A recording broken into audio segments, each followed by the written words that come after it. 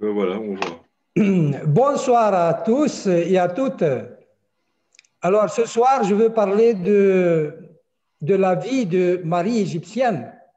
Comme on est dans la semaine où on lit le canon de Saint-André entièrement, et la vie de Sainte Marie égyptienne.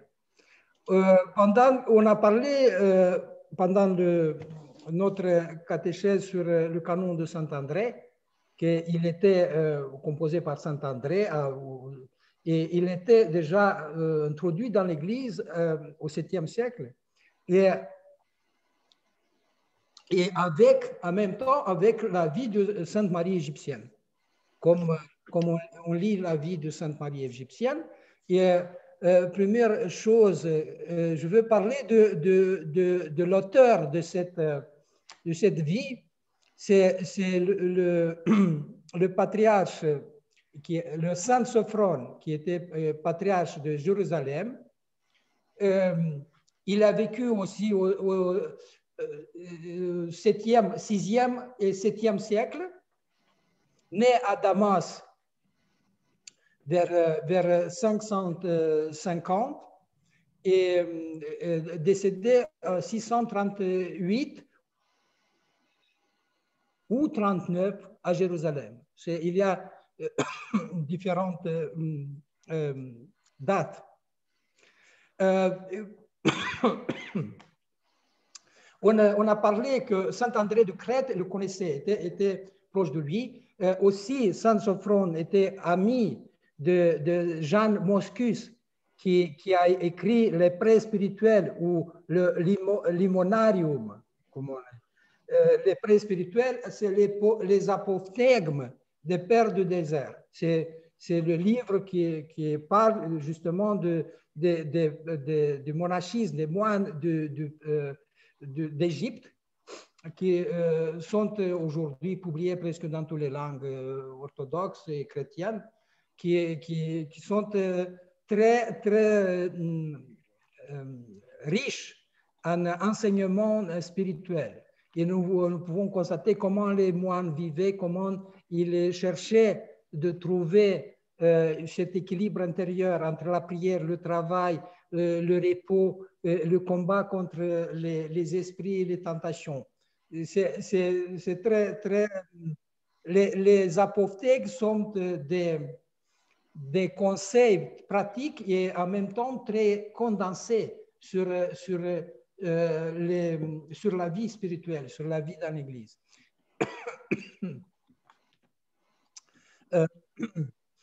Alors, Saint Sophrone, qui a écrit cette vie de Marie égyptienne, il a écrit, oui, plus tard qu'a vécu Sainte Marie égyptienne, et il est devenu très répandu, il était très vite traduit aussi il était utilisé en Occident, et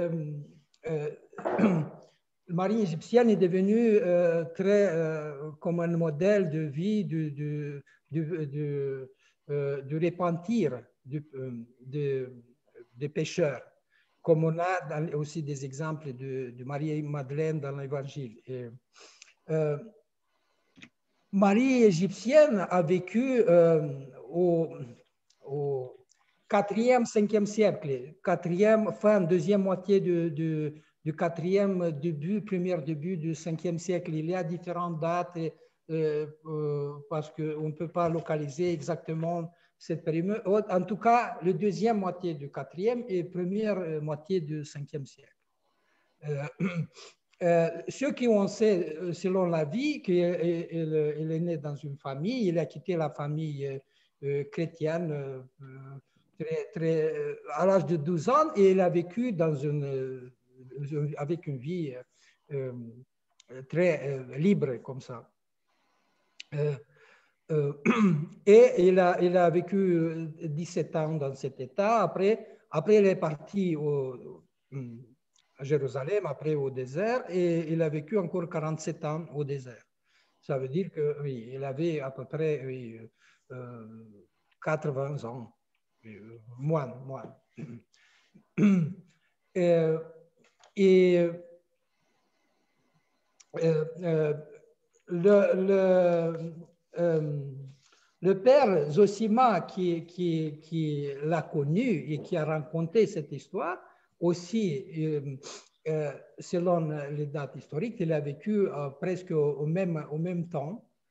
Mais sa vie dit qu'il a vécu jusqu'à 100 ans. Euh, à leur rencontre, il avait 53 ans de monachisme, plus, je sais pas, il est rentré assez jeune au monastère. Ça veut dire qu'il était déjà, comme on dit dans sa vie, un vieillard. On s'adresse à la Marie égyptienne comme qu'il a été un vieillard. Mais selon les dates qu'on dispose, on peut dire qu'ils étaient de presque la même génération. Peut-être Marie égyptienne était un petit peu, oui, plus jeune, mais ce qui relate sa vie, qu'il a vécu encore plusieurs années. Aussi, nous savons qu'il est rentré au monastère depuis une jeune âge et il a vécu comme 53, quand il rencontre cette rencontre, cet désir de connaître d'autres pères spirituels qui peuvent l'aider dans la vie spirituelle. Il avait déjà 53 ans de monastère.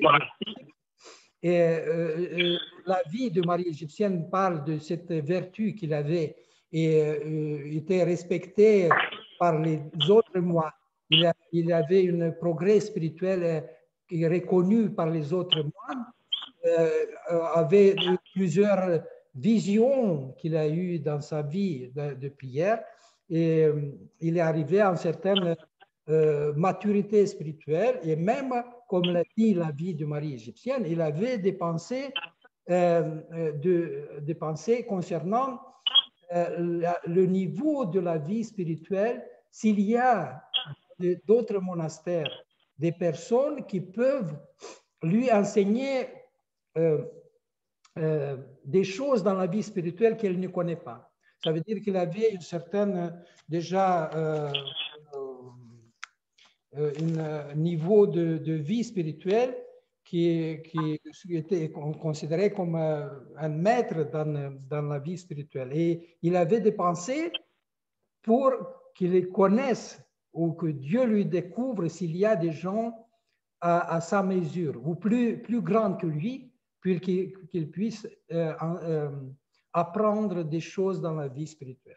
Nous pouvons constater ce désir aussi, cet épisode dans la vie de Saint Antoine le Grand, quand il a demandé à Dieu de lui montrer s'il y a des gens plus auxquels il peut apprendre des choses. Et nous rappelons que dans la vie de Saint Antoine, Dieu envoie Saint Antoine à Alexandrie voir un cordonnier. Il a appris vraiment ce qu'est l'humilité. On a parlé de ça. Mais Saint Zosima, quand il a demandé, il avait ce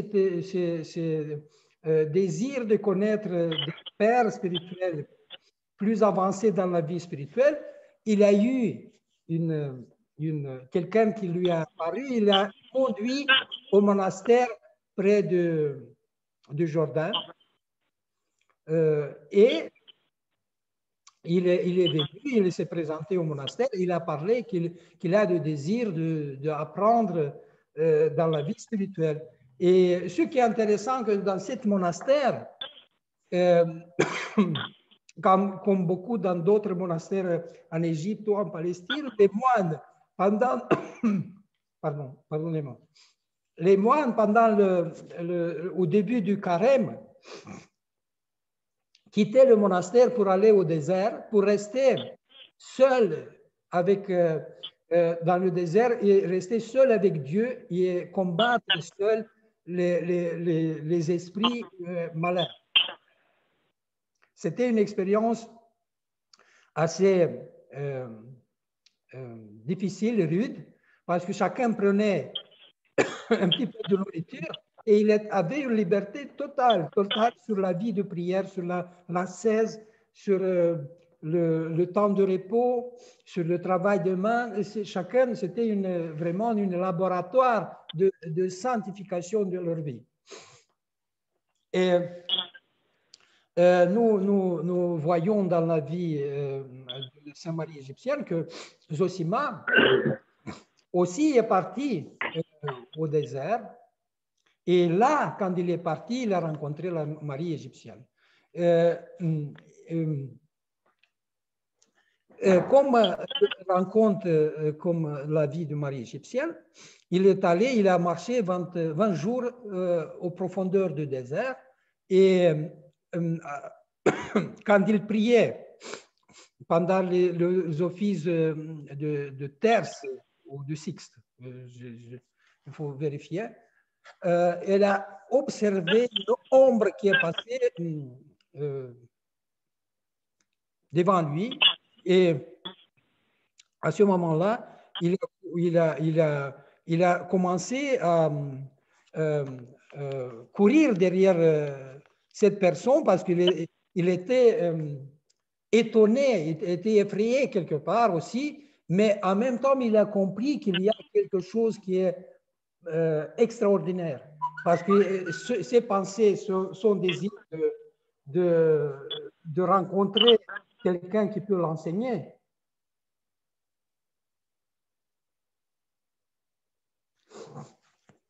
Il a eu l'intuition que c'était vraiment une personne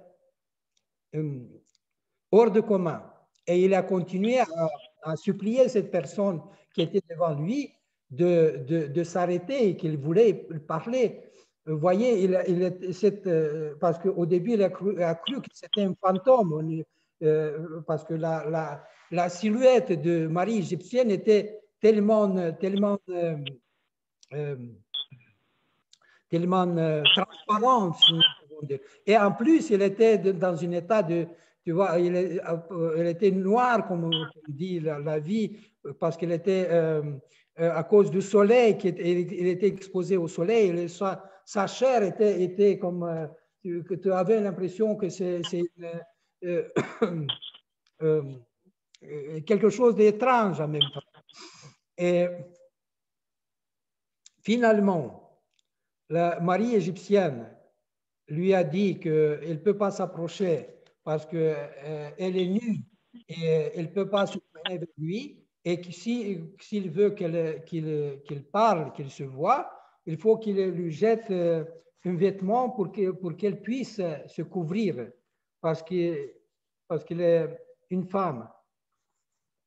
Ce qu'il a fait, et là commence ce dialogue entre Zosima et Marie égyptienne. Ce qui est intéressant au début, que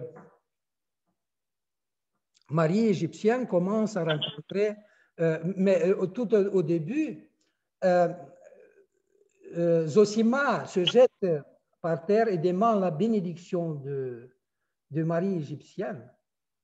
Et Marie égyptienne aussi demande la bénédiction du Père Zosima en lui disant, c'est toi qui me dois bénir parce que tu es prêtre. Et il était encore plus étonné parce qu'il a compris que c'est une donne qui vient de Dieu, parce que d'où il savait qu'il est prêtre. Et là, dans cet épisode, nous pouvons constater qu'il y a dans l'Église deux façons de servir l'Église. Il y a la prêtrise officielle, la prêtrise apostolique, qui a une mission de célébrer la Sainte Eucharistie et de faire les sacrements, d'administrer les sacrements de l'Église, qui sont nécessaires pour le salut de nos âmes. Mais il y a aussi l'autorité spirituelle. Et nous pouvons constater que là, nous avons une rencontre extraordinaire entre cette spiritualité ou paternité administrative et paternité spirituelle. Et il n'y a pas de contradiction. Nous voyons que chacun reconnaît l'utilité de l'autre, de cette paternité. Et nous pouvons constater que même cette paternité spirituelle, elle est plus importante dans la vie de l'Église et dans l'histoire. Parce que dans ce que nous pouvons constater dans la vie chrétienne, que presque chaque chrétien cherche un guide spirituel. Pas seulement un prêtre pour la confession, mais aussi un guide spirituel. Quelqu'un qui peut donner des réponses plus profondes, plus subtiles sur la vie personnelle, sur la vie spirituelle. Et quand on parle de cette paternité spirituelle, c'est quelqu'un qui a cette expérience spirituelle, qui est lui-même engendré par l'Esprit Saint et qui peut engendrer les autres, peut conduire les autres sur le chemin du salut pour leur montrer acquérir la grâce de Dieu. Et nous pouvons constater que dans l'histoire de l'Église, on a des pères spirituels comme Saint Antoine, Saint Paul, Saint Macaire, qui n'étaient pas des prêtres, même Saint Matron de Moscou ou Saint Xenia de Pétersbourg ou d'autres, Saint Païsios, le Saint Païsios, le nouveau, qui n'étaient pas des prêtres, ils étaient parfois des laïcs, parfois des moines. On a des prêtres, des évêques aussi, mais je veux dire que cette paternité spirituelle n'est pas réservée seulement aux diacres, aux prêtres, aux évêques, mais c'est ce que nous pouvons dire, c'est une sorte de prêtrise universelle.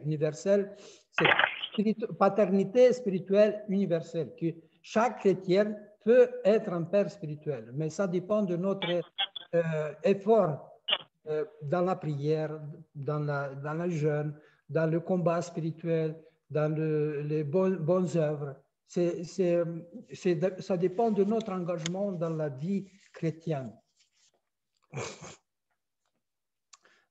Et Marie égyptienne commence Saint Zosima, Père Zosima, demande de lui raconter cette vie parce qu'il était étonné comment une femme a pu arriver à ce niveau de vie spirituelle. Parce que quand Marie égyptienne a pris ses couverts, a couvert son corps, elle s'est tournée vers l'Orient, nous voyons, vers l'Orient, et elle a commencé à prier. Et quand il a commencé à prier, Père Zosima a observé à un certain moment qu'elle est dans une lévitation. Et là, il était encore plus étonné de son état de prière, de son niveau de la vie spirituelle. Et il a commencé à rendre gloire à Dieu, qu'il a eu cette occasion de connaître quelqu'un qui est si proche de Dieu et qui peut lui l'enseigner sur la vie spirituelle.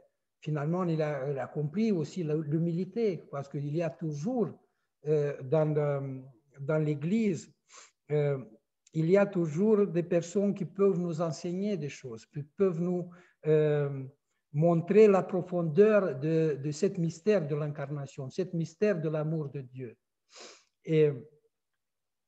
Et Marie égyptienne lui a raconté qu'elle est partie à 12 ans de sa famille et elle a vécu dans le débauche 17 ans. Et même, elle a dit qu'il faisait ça par plaisir, même pas pour avoir de l'argent.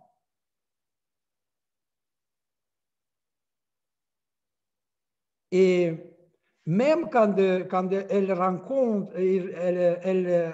raconte qu'elle est partie à Jérusalem, parce qu'il y avait des jeunes hommes qui partaient aussi pour la vénération de Sainte-Croix, elle est partie et elle se rappelle avec une grande tristesse parce qu'il a profité des gens qui étaient sur le bateau et même à Jérusalem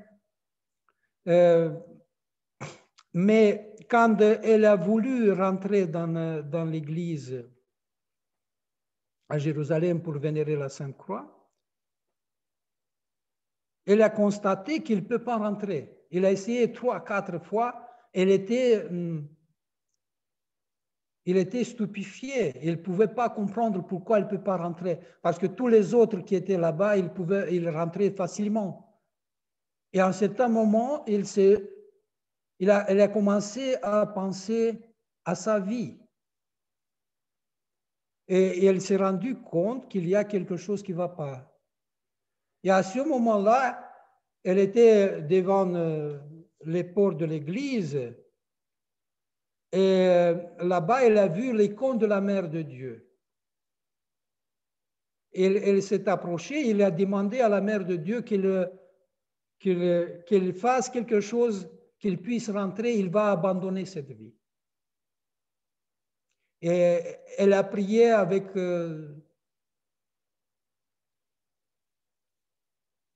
très profondément et très sincèrement et avec des larmes, comme rencontre la vie. Et après,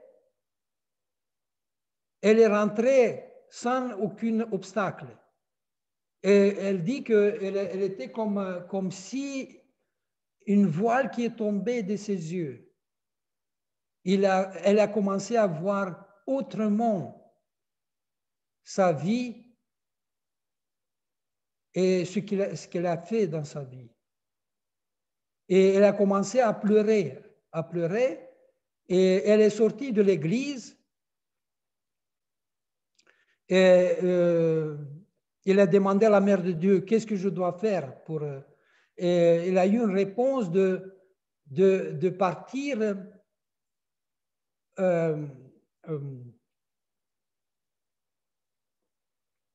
de partir vers Jordan et il va trouver la paix et le salut. Ce qu'il a fait, il est sorti de l'église, quelqu'un lui a donné 3 monnaies d'argent, il a acheté 3 pains et elle est partie vers Jordan. Elle a marché jusqu'au soir et elle s'est arrêtée devant le monastère, Saint Jean-Baptiste. Comme le dit sa vie, il est resté au bord du Jourdain. Et elle a communié, ce qui est intéressant. Malgré sa vie, nous constatons qu'elle a pu communier. Cet état de repentance était si fort qu'elle a communié et elle est partie au désert où elle est restée 47 ans. Et Père Zassima le demande, comment tu as survécu? Elle a dit que pendant les premières 17 ans, elle a mangé ces 3 pains et aussi elle se nourrissait avec des herbes, ce qu'il trouvait dans le désert. Mais cette période de 17 ans, elle a dit que c'était la plus dure période. Parce que tous les péchés qu'elle a fait, toute la musique, toutes ces distractions, la nourriture, le vin qu'il avait, ça lui apparaissait dans les images, dans les rêves. Il a écouté les musiques, les danses, tout ce qu'il a fait dans sa vie. Et elle dit qu'elle est restée comme morte par terre et elle souffrait beaucoup de chaleur pendant la journée et de froid pendant la nuit. Mais comme elle dit, grâce à la Mère de Dieu, à cette aide de la Mère de Dieu, et grâce à Dieu, elle a survécu. Elle ne se posait même pas la question comment elle a pu faire ça. Seulement Dieu le sait. Ça montre cette profondeur de cet état de repentir. Et elle avait des tentations aussi de quitter, mais elle avait cette image de la Mère de Dieu, ce qu'il a promis à la Vierge, qu'elle ne peut pas abandonner ce qu'elle a senti. Elle se rappelait toujours de cette miracle que la Mère de Dieu a fait pour elle. Et ça lui donnait toujours une consolation. Et même elle écrit qu'après des longs combats, après des nuits, des jours terribles, après, elle était entourée d'une sorte de lumière qui lui apportait la paix. Cette lumière, nous le voyons, nous le constatons dans l'Ancien Testament, le nuée qui accompagnait le peuple juif. Ou Saint Séraphin de Sarov, ou Jésus-Christ sur le mont Tabor, quand on voit la lumière, la grâce de Dieu qui se manifeste. Cette lumière qui apporte la paix, c'est la grâce de Dieu. C'est le Saint-Esprit qui est présent et qui pacifie l'homme qui est au bout de ses forces. Et ce qui est intéressant, nous voyons que c'est 17 ans de combat très dur qui récompense quelque part les 17 ans de débauche. Ça veut dire que le péché est très difficile de le déraciner parce que dans notre corps, on réalise un certain réflexe, notre corps au plaisir, aux habitudes. Et on devient des esclaves de nos passions, de la nourriture, des boissons, des plaisirs et tout ce qui nous enchaîne du péché.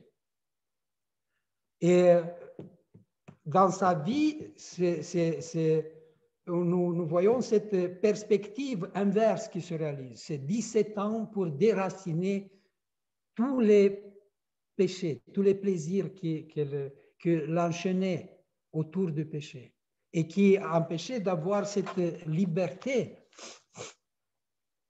et cette grâce de Dieu.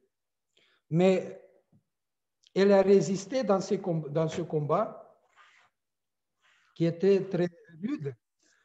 Et comme décrit sa vie, nous constatons qu'elle a eu un état de prière très fort parce que, comme j'ai dit, quand elle priait, elle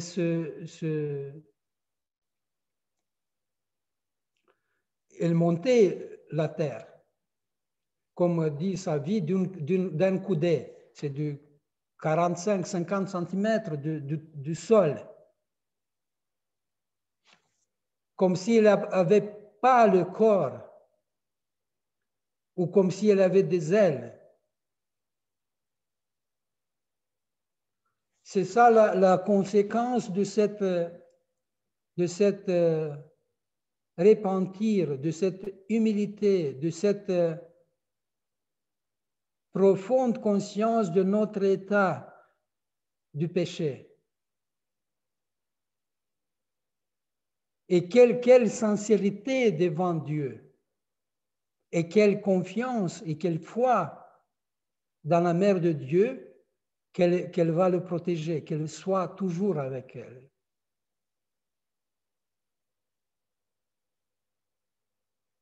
On est dans le carême, mais parfois, quand on ne mange pas une demi-journée, une journée, on est affamé. Mais imaginez-vous, 47 ans, sans aucune défense.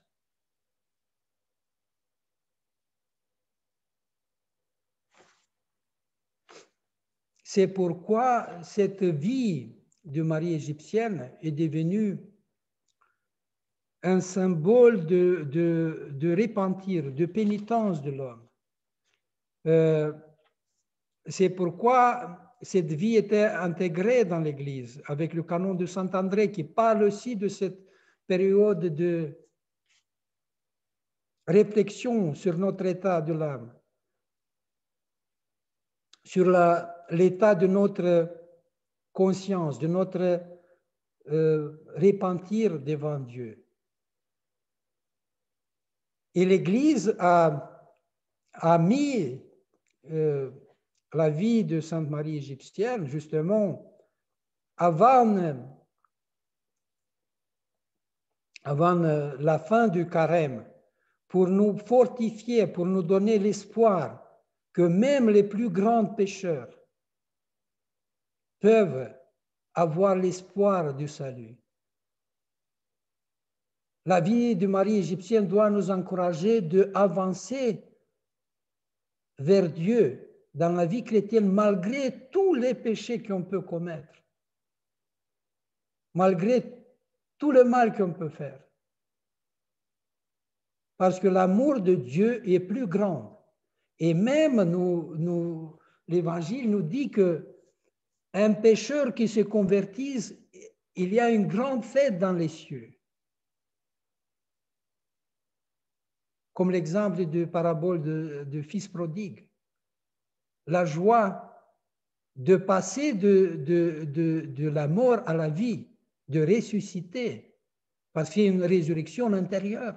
Si on décide vraiment d'abandonner le mal, d'abandonner la mort.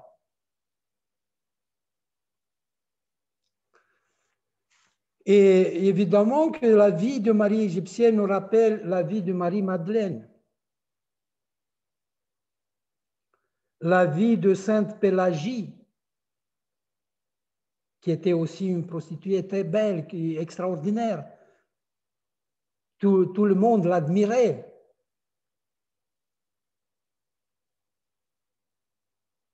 Et sa conversion totale, quand elle est venue dans une ville, elle vivait dans une ville, Proche-Orient, était très, très connue, admirée par tout le monde. Elle suivait les gens de l'Église parce qu'il y avait des réunions, des offices à la cathédrale. Elle sortait pour se promener devant. Après les offices, évidemment que les chrétiens, les évêques qui étaient là-bas, jugeaient, disaient du mal. Et un évêque qui a dit que regardez cette femme, cette créature de Dieu, comme elle est belle, cette personne. Et il a dit que si nous, comme chrétiens, on va dépenser autant de temps que cette dame qui se fait belle pour le monde, et si nous essayons de faire notre âme belle devant Dieu, ça sera extraordinaire. Ça veut dire qu'on peut apprendre des choses, des bonnes choses, même des gens qui sont loin de Dieu. Et quand Sainte Pélagie a entendu les paroles de cet évêque, elle a décidé d'abandonner sa vie. Elle est devenue une grande sainte. Ermite. Il a changé son nom en homme pour que les gens ne le reconnaissent parce qu'il était très connu. Et après sa mort, on a découvert qui était cette Pélage, cet homme. Ou l'exemple de Sainte Thaïs. Nous avons le livre d'Anatole France. Extraordinaire, très simple. C'est une femme qui change radicalement sa vie.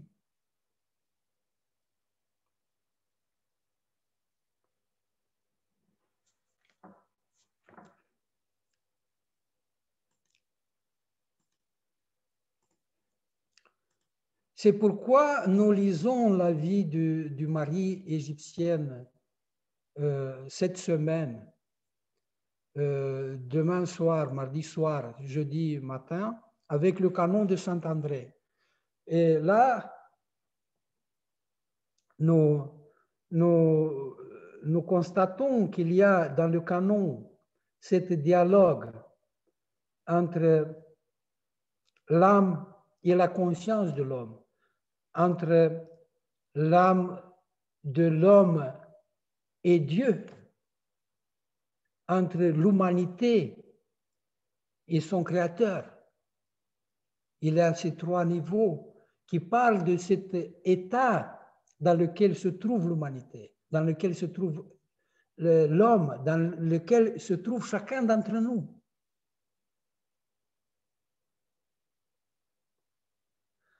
Et la vie de Sainte Marie égyptienne vient nous consoler quelque part, nous réconforter dans la foi, nous dire, ne désespérez pas, Dieu est avec nous. Continuez, marchez sur le chemin du salut, continuez de suivre le Christ, de rester fidèle à lui, d'être ses disciples, malgré tout.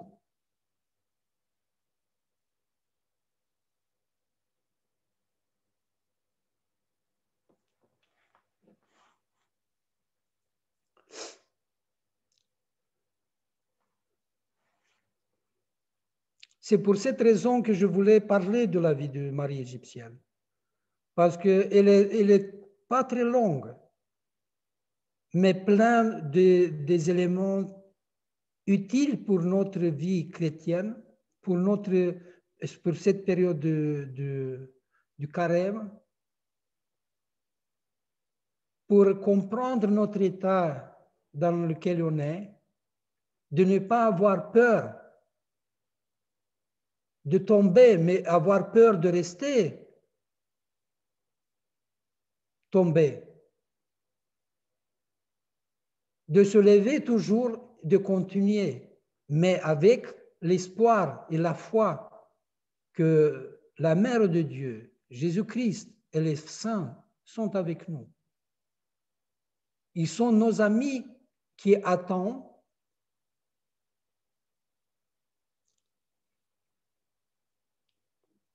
que nous ouvrions la porte de notre âme, que nous les laisse entrer dans notre vie, que le Saint-Esprit rentre dans notre cœur, dans notre corps, qu'il soit présent et qu'il apporte cette lumière, cette paix qui Marie égyptienne le sentait au bout de ce combat, à la limite de ses forces physiques et spirituelles.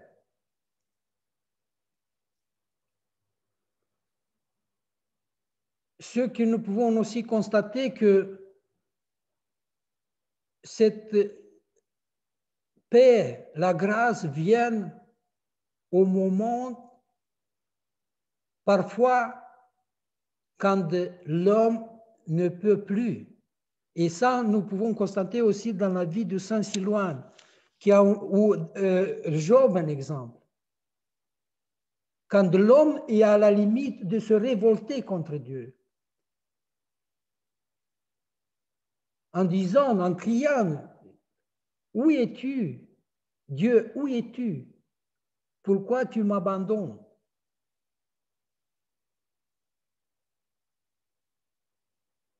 Et ça nous rappelle cette parole de Dieu à Adam. Adam, où es-tu?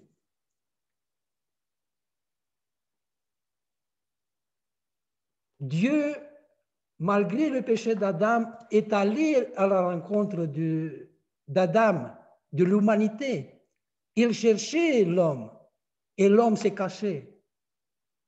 Il s'est caché tellement bien qu'après, dans notre état, quand on se rend compte de notre état, on essaie, on commence à crier à Dieu et on a l'impression qu'il n'est plus là, qu'il nous a quittés, qu'il nous a laissés seuls.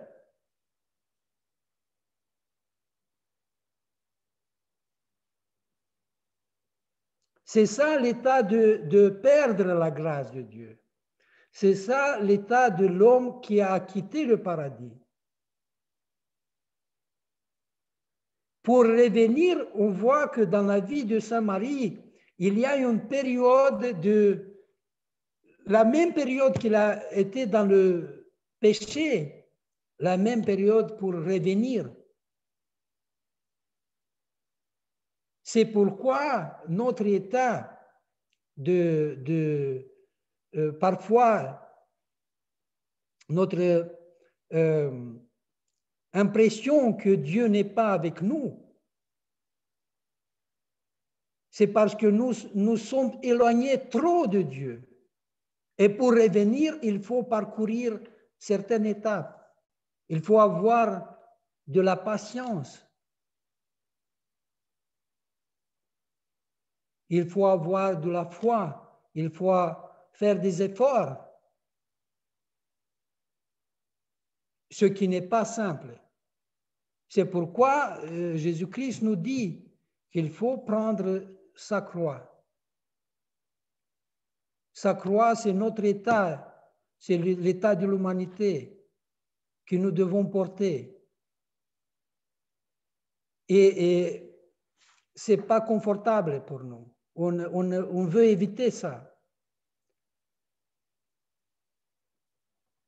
Mais, comme Jésus-Christ a dit à ses disciples, n'ayez pas peur, parce que j'ai vaincu le monde.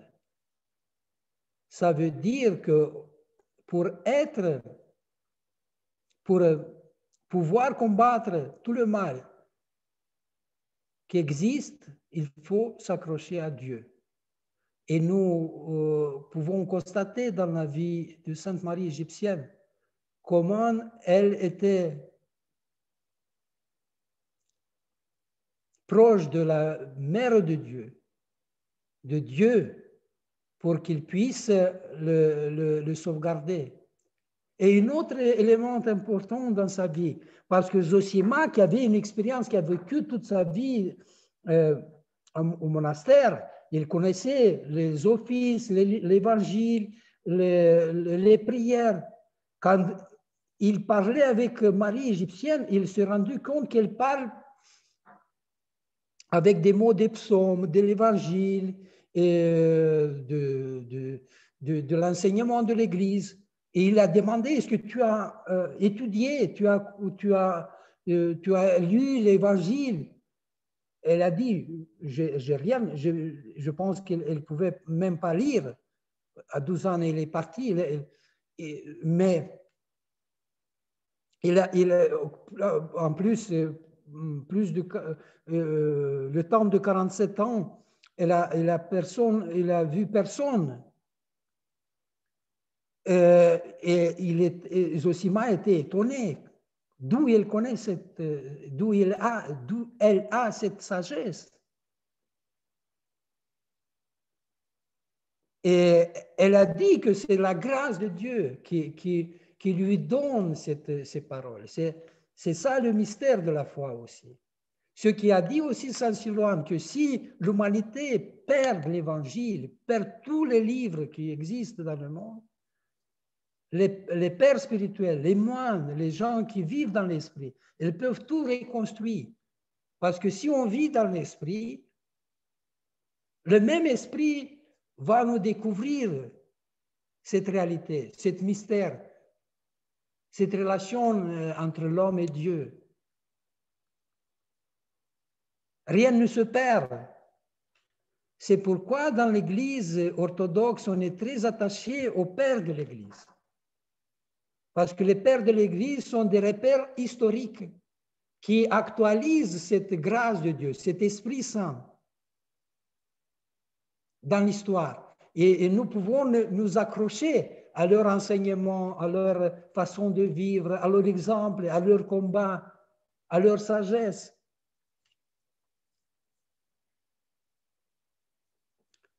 C'est pourquoi aussi Marie égyptienne est comme un père de l'Église, un père spirituel qui nous enseigne, qui nous, par son propre exemple, par sa propre expérience, une expérience spirituelle extraordinaire. Mais quel combat! Si on essaie de s'imaginer un petit peu ce qui constitue être seul dans le désert, c'est extraordinaire, c'est étonnant. Mais ça nous donne la force de continuer notre combat, même s'il est petit. Parce que l'exemple de Marie égyptienne nous encourage pour continuer, pour ne pas abandonner, pour être fidèle à notre foi.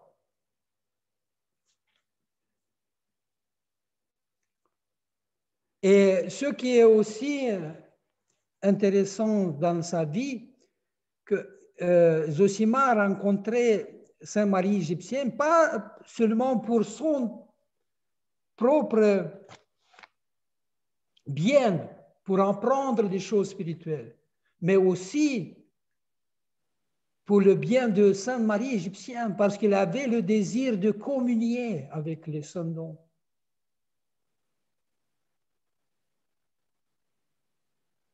C'est pourquoi ce mystère de l'Église est si important.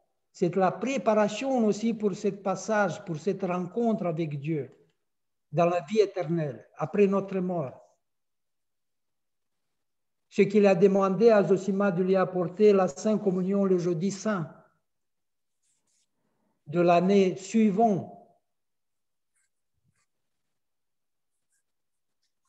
Et comme la vie le rencontre, Zosima, qui était malade à cette période, il n'a pas pu aller au désert, il s'est approché du Jordan et attendait Sainte Marie égyptienne. Et il se posait la question, comment elle va arriver? Quand il va arriver? Et à ce moment-là, il a vu quelqu'un qui vient, qui se déplaçait assez vite. Mais quand il est arrivé au Jordan, Zosima s'est posé de nouveau la question, mais comment il va passer Jordan parce qu'il n'y a pas de pont? Et à ce moment-là, il a vu comme Marie égyptienne, parce que c'était une lune claire, tu vois, en période de Pâques, avant Pâques, et elle a béni le Jordan, elle a fait le signe du Sainte-Croix, et elle est passée sur l'eau comme elle a marché sur l'eau, comme Jésus-Christ. Et là, évidemment, Zosima était encore... Il ne pouvait pas s'imaginer ça. Ce qui lui a montré encore la mesure à laquelle Sainte Marie l'Égyptienne était. Elle a communié et lui a dit de venir après un an à l'endroit où ils se sont rencontrés. Et après un an, Zosima est allée au désert. Elle a trouvé Marie égyptienne allongée par terre.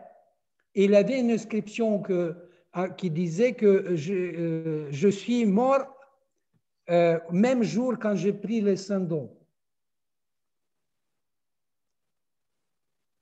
Ça veut dire qu'il est resté là-bas une année.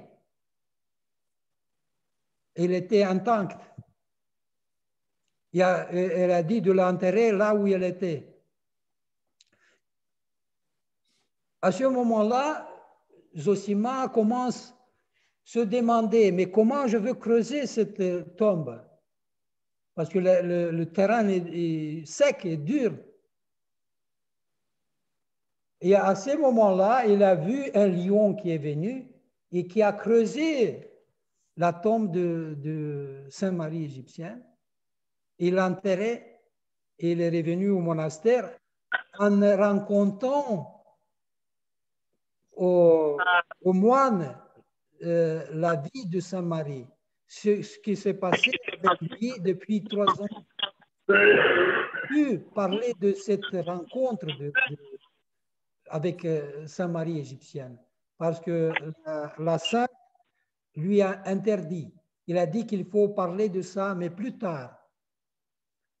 Et nous constatons que dans la vie de Sainte-Marie égyptienne, la sainte a donné des conseils à Zosima, mais pour l'égoumène du monastère, pour qu'il fasse attention aux règles, aux moines, qu'il soit attentif aux vies des moines.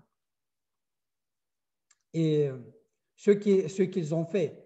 Et Zosima est resté dans ce monastère, comme le dit sa vie, il a vécu jusqu'à 100 ans. Ça veut dire qu'il a vécu encore un 20 ans d'années après qu'il a rencontré Marie égyptienne.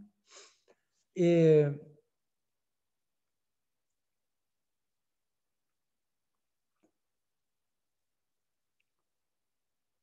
cette ville, cette vie est devenue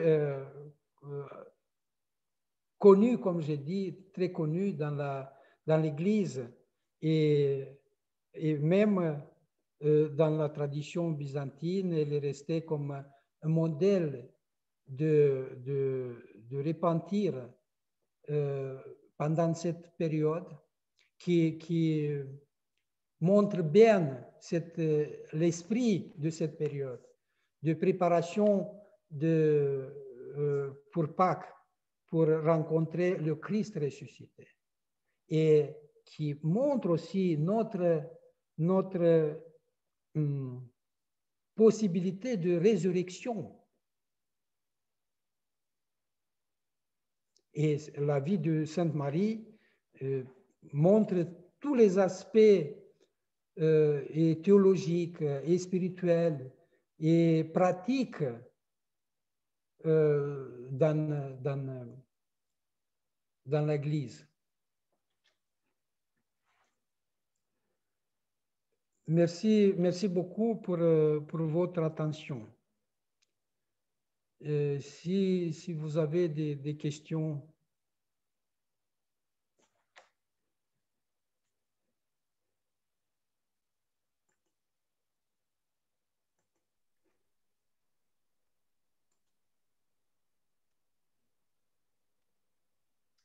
Bonjour, Père Anatole. Je voudrais savoir si nous pouvons assister aussi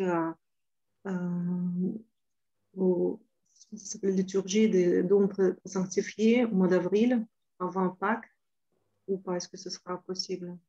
Oui, on a parlé avec Père Marc, avec Nicolas. On va faire la liturgie des présanctifiés le 23, c'est vendredi 23, avant le samedi de Lazare. Et peut-être la semaine sainte, lundi, mardi ou mercredi, ça dépend de disponibilité des choristes et du Père Marc. Parce que je vais célébrer les 3 premiers jours à Saint-Serge, parce que Père Alexis est occupé, il va venir le soir et à partir du mercredi.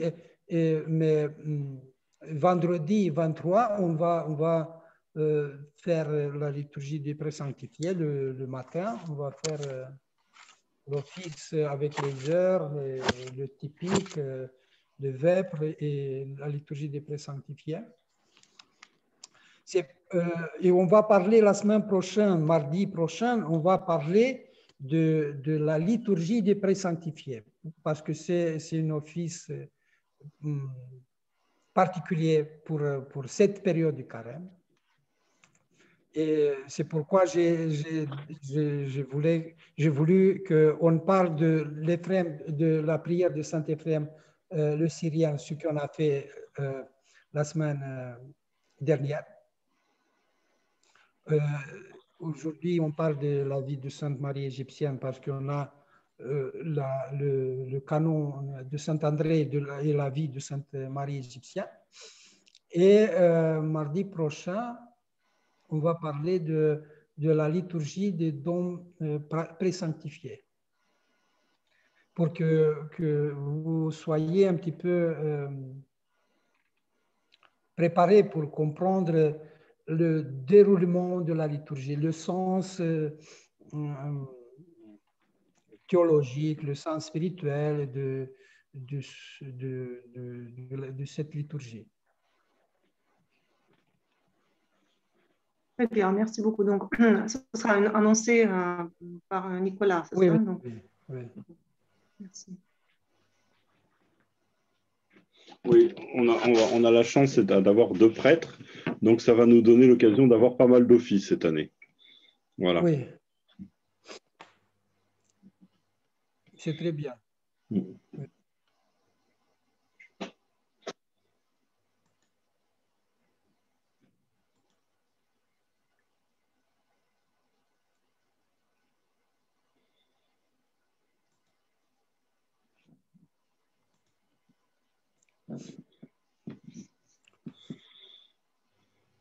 Alors, comment va notre horaire de prière matin, soir et la lecture du cathisme, du psautier?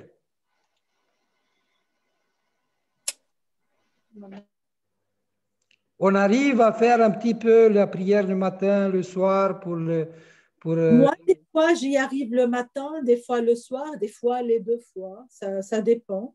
C'est bien déjà. Et il ne faut pas abandonner le psautier. Parce que oui, c'est bien. Comme on avait les grandes complis, moi, je prie les grandes complis pratiquement tous les jours. Ouais. Donc, c'est pour cela que je fais le matin. Et voilà, je fais une fois le matin, et puis après, il y a pas mal de psaumes aussi dans les grandes complis. Oui. Les grands complis, tu vois, c'est aussi c'est des psaumes, et même peut-être pour cette période, c'est très, très utile parce que c'est les psaumes qui expriment aussi l'état ou l'esprit de la période de carême. Oui. Oui, c'est très, très, très bien. Les psaumes qui parlent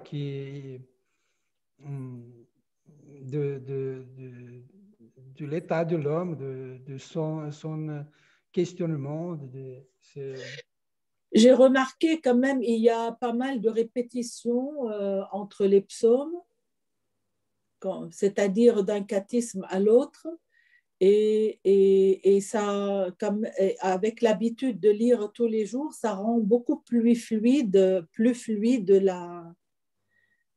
la lecture et la compréhension de ces psaumes. Mais les psaumes sont aussi intéressants parce que, vous voyez, il y a un débat au niveau théologique. On dit que peut-être certaines églises ou certaines théologiennes essayent d'enlever du psautier les psaumes qui sont un petit peu, comme on dit, qui expriment cette mentalité de l'Ancien Testament, où Dieu se montre fort, ou qui punit les peuples, ou qu'on demande que Dieu punisse les gens qui pêchent, qui sont dans le péché. Il y a des mots parfois durs à prononcer. Oui, c'est vrai. Mais le sens, quand on prie, c'est dans un autre état, dans un autre esprit, pour que Dieu fasse attention à ceux qui font le mal. Même si, à l'époque, quand ils étaient écrits, c'était quelque chose peut-être dans les mœurs de l'époque. L'homme, nous pouvons constater cette évolution dans l'histoire de l'humanité, de compréhension de la divinité.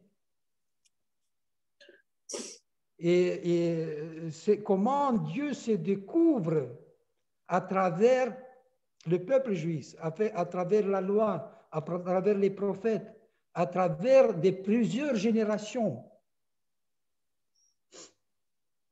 Et nous pouvons constater dans la vie de Christ comme la société de l'époque était très divisée, parce qu'il y avait des débats, comment doit être le roi d'Israël. Il doit être fort, il doit montrer sa puissance. Et le Christ qui vient et montre l'amour.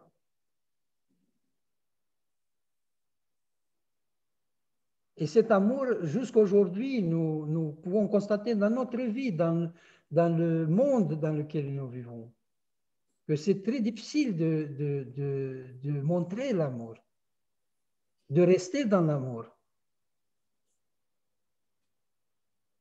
Parce que ça veut dire accepter l'altérité de l'autre.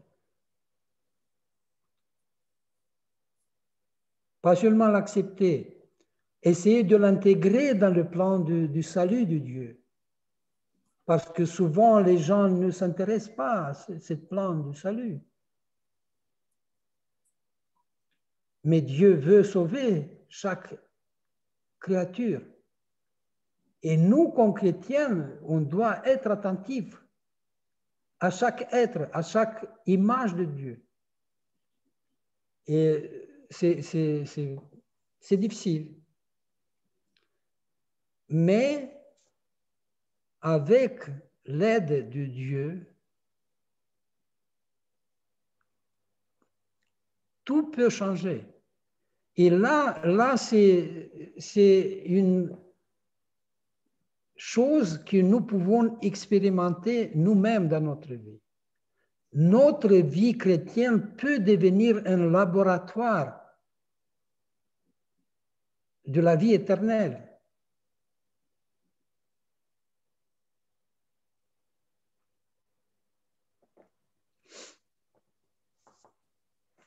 Oui, l'engagement est important et persévérer aussi, c'est assez important. Il faut s'accrocher, comme vous dites, et on y arrive. Il faut croire et on y arrive.